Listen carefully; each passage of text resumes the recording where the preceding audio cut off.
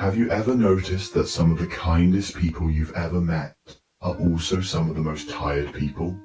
The ones who always show up, who always smile, who always say yes when you ask for help.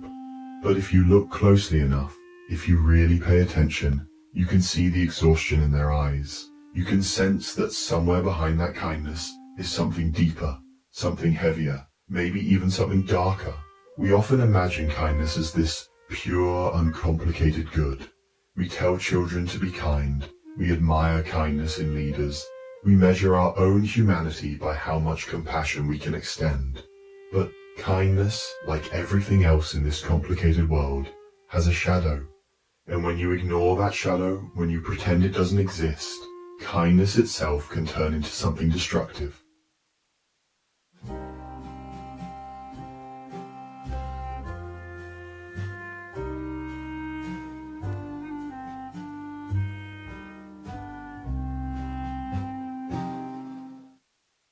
It starts small.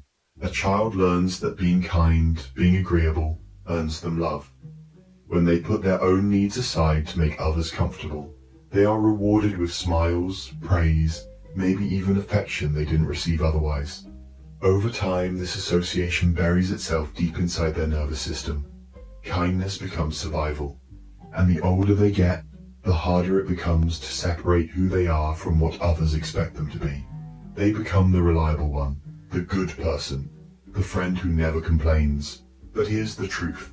When kindness is forced, when it is driven by fear of rejection or a desperate need to be valued, it's no longer pure kindness. It becomes a mask.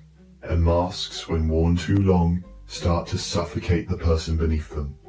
Think about the people in your life who are endlessly kind. They'll listen to your problems for hours. They'll help you move. They'll lend money they don't have. They'll sacrifice their own rest just to make sure you're okay. At first, it feels admirable, even saintly. But if you've ever been that person, if you've lived that role, you know the truth. Behind every act of self-sacrifice is a quiet resentment, a voice that whispers, "What about me?" But that voice is often silenced, because kindness, especially chronic kindness, comes with an unspoken rule.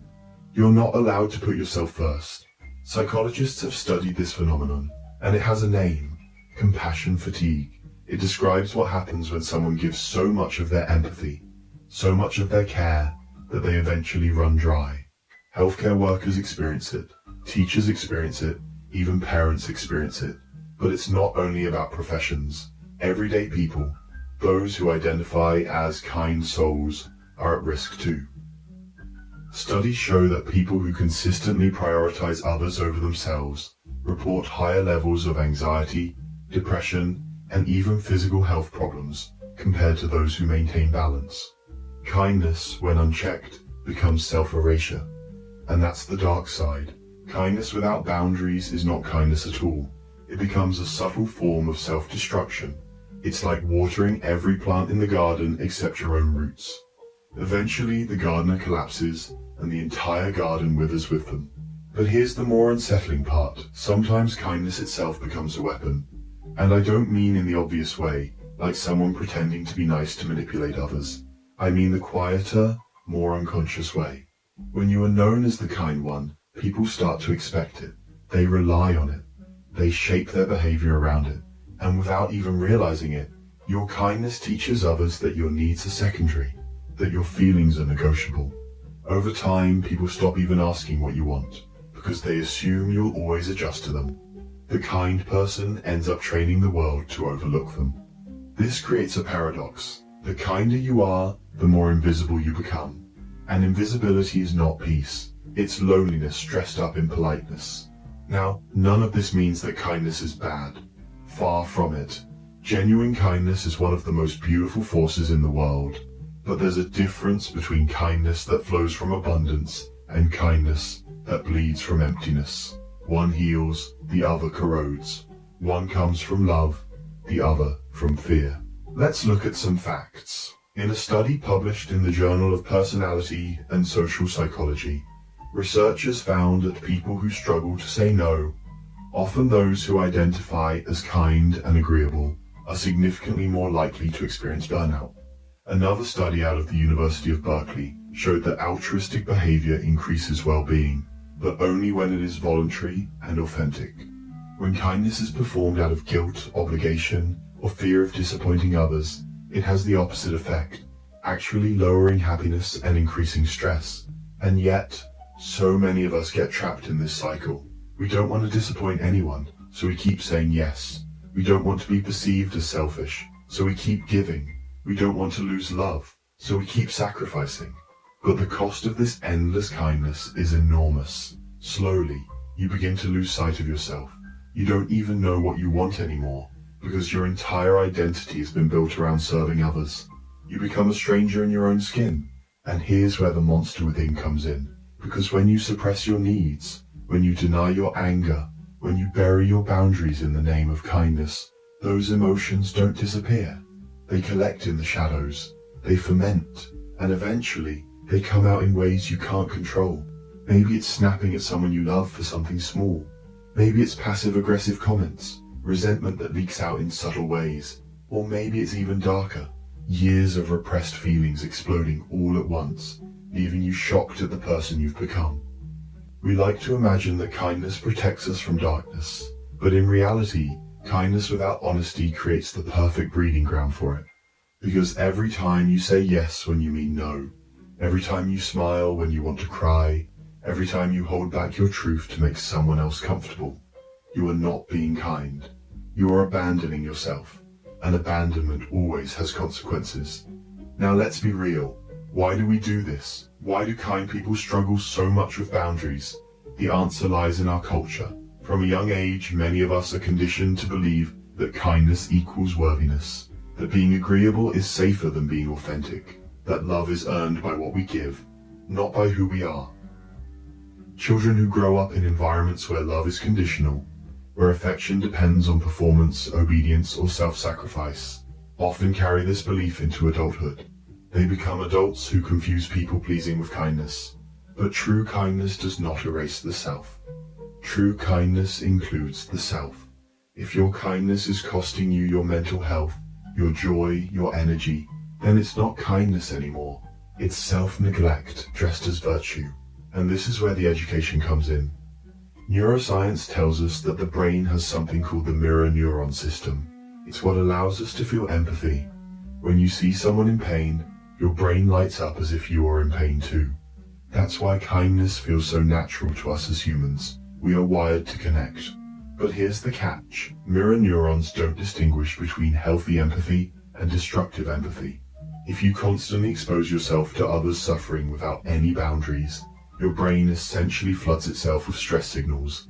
Over time, this leads to chronic stress responses, immune system issues, and emotional exhaustion.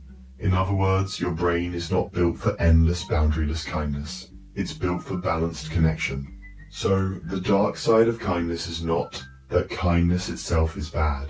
It's that kindness can be twisted by fear, by conditioning, by culture, by our own unhealed wounds, into something that looks noble on the surface but slowly eats us alive inside. And when that happens, the very thing we thought was our greatest strength becomes the very thing that breaks us. Now let's pause and reflect here. If you've ever felt this, the exhaustion, the resentment, the sense of being invisible even though everyone calls you so kind, you're not alone. You're not broken. You're not defective. What you're experiencing is the natural consequence of a world that doesn't teach us how to balance giving with protecting ourselves. It's the monster within, not because you're bad, but because unexpressed truths eventually demand to be seen. And this brings us to the real question. How do we embrace kindness without letting it destroy us? How do we stay compassionate without turning into martyrs? How do we love others without abandoning ourselves? So, how do we do it? How do we embrace kindness in a way that heals instead of harms? The answer lies in one simple but deeply uncomfortable truth. Kindness must begin with you. Not in a selfish disregard for others kind of way, but in the sense that if your kindness doesn't include yourself, then it isn't truly kindness at all. It's performance. And performance eventually collapses. Think of it like this. If you've ever flown on an airplane, you know the safety instructions. In an emergency, put your oxygen mask on first, before assisting others. At first glance, that advice feels almost wrong, almost unnatural. Why would I not help my child or my loved one first? But the logic is undeniable. If you pass out from lack of oxygen, you can't help anyone. The same principle applies to kindness. If you neglect your own needs, your own rest, your own well-being, your ability to truly care for others eventually suffocates. This is where boundaries enter the picture, and boundaries for many kind people feel terrifying. Boundaries feel like rejection. They feel like selfishness. They feel like shutting people out. But in reality, boundaries are the purest form of honesty. A boundary says, this is what I can give, and this is what I cannot. It says, my love is real, but it cannot exist if I'm empty. It says, I care enough to show you my limits, because without them, my care will rot into resentment. Psychologists describe boundaries as the invisible lines that define where you end and where another person begins. Without those lines, relationships blur into dependency, manipulation, or silent suffering. With them, relationships become clear, mutual, and grounded in respect. In fact, research shows that people who set healthy boundaries often experience deeper, more meaningful relationships, because their kindness comes from choice, not compulsion. And here's another fact. People who respect their own boundaries are actually seen as more trustworthy. Why? Because when they say yes, you know they mean it. Their kindness isn't forced, it's authentic. And authenticity is magnetic. But here's the challenge. Setting boundaries isn't just about saying no to others, it's about saying yes to yourself. And that can feel uncomfortable if you've spent your whole life equating worth with selflessness. It can feel like you're betraying the very identity that people admire you for. You might even lose relationships in the process. Some people won't like it when you stop overextending yourself. Some will push back, accuse you of changing, maybe even withdraw from you, and that's painful. But it's also necessary, because relationships built on the expectation of endless giving were never truly balanced in the first place. Now let's dig a little deeper into the psychology. There's a concept known as pathological altruism. It describes what happens when the desire to help actually causes harm, either to the giver or the receiver. For example, when someone sacrifices their health to care for others, or when constant rescuing prevents the other person from ever learning independence. Pathological altruism looks like kindness, but it creates dependency, guilt, and exhaustion. It is, quite literally, kindness gone wrong. This ties into something even bigger. The cultural myth of the good person. Many societies idealize kindness as the highest virtue, but often in a way that subtly encourages self-erasure. Think about how often we hear phrases like, she's such a good girl, she never causes trouble, or he's such a nice guy, he always helps everyone. Hidden in those compliments is a dangerous assumption that goodness means never making demands, never saying no, never disrupting the peace. But real goodness is not about erasing yourself. It's about showing up as your full, authentic self and still choosing compassion. When kindness comes from authenticity, it liberates. When it comes from fear, it enslaves. So what can you do practically to shift from enslaved kindness to liberated kindness? Here are some strategies, not as quick fixes, but as lifelong practices. First, practice the pause. When someone asks something of you, don't immediately say yes. Take a breath. Give yourself space to check in with your own needs. Ask, do I have the energy for this? Do I want to do this? Is this request aligned with my values? Even a few seconds of reflection can save you from automatic people-pleasing. Second, learn the power of gentle no's. A no doesn't have to be harsh. It can be compassionate and kind. I care about you, but I can't take this on right now. Or, I'd love to help, but I don't have the capacity. The world won't fall apart if you say no. In fact, the more honest you are, the more people will respect your yes. Third, reframe your worth. Your value is not determined by how much you give away. Your value is intrinsic. You existed before anyone needed you, before you learned to perform kindness to survive.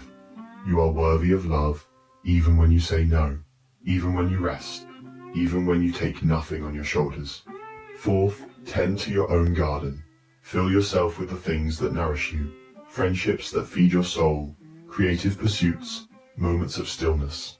When you live from abundance rather than scarcity, kindness flows naturally. It's not forced, it's not depleting. It becomes a gift rather than a transaction. And fifth, allow yourself to feel the harder emotions. Anger, frustration, sadness. These are not enemies of kindness. They are signals. They tell you when your boundaries are being crossed, when your needs are being ignored. If you suppress them, they morph into the monster within. But if you acknowledge them, if you listen, they become guides that point you toward balance. Let's return to the metaphor of masks. For many people, kindness has become a lifelong mask. The smile you wear to cover the exhaustion, the yes you give to avoid conflict, the generosity you perform to prove your worth. But masks are heavy, and the longer you wear them, the harder it becomes to remember what your own face looks like. The real journey is not to throw away kindness, but to remove the mask and let kindness come from the real you. The you that can say yes and no with equal honesty. The you that is kind without disappearing. There is an old saying, if you want to know who you truly are, look at how you treat yourself when no one is watching. That's where authentic kindness begins. Not in the approval of others, not in the praise of being the nice one, but in the quiet choices you make for your own well-being. Do you rest when you're tired? Do you forgive yourself when you fail? Do you speak to yourself with compassion? If not, then your kindness to others is built on a fragile foundation. The irony is this, when you treat yourself with true kindness, your kindness toward others becomes more powerful, not less. Because it comes from overflow, not depletion. It inspires rather than exhausts. It invites others to rise with you instead of lean on you endlessly. And maybe that's the final lesson here. The dark side of kindness isn't about rejecting kindness. It's about transforming it. From a mask into a mirror. From compulsion into choice. From survival into love.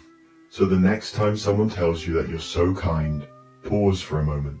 Ask yourself, is this kindness coming from fear or from freedom? From exhaustion or from abundance? From the mask or from the real me? The answer to that question